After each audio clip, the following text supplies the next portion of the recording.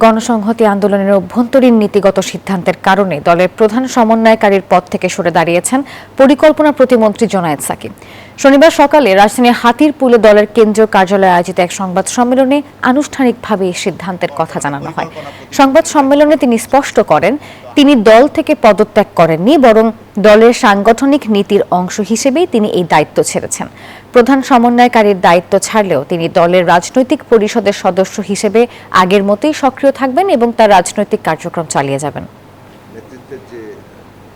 গণসংহতি আন্দোলনের একটা নীতিগত অবস্থান ছিল যে দলের প্রধান যদি কখনো সরকারে যোগ দেন তাহলে তিনি দলীয় প্রধানের দায়িত্বে থাকবেন না।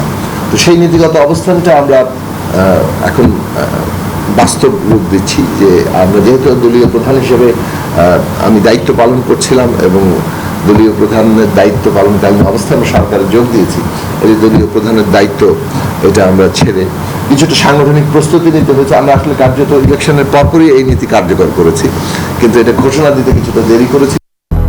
200-র বেশি সার্ভিস ও ফিচারে লেনদেনের সব বিকাশ অ্যাপে সম্ভব।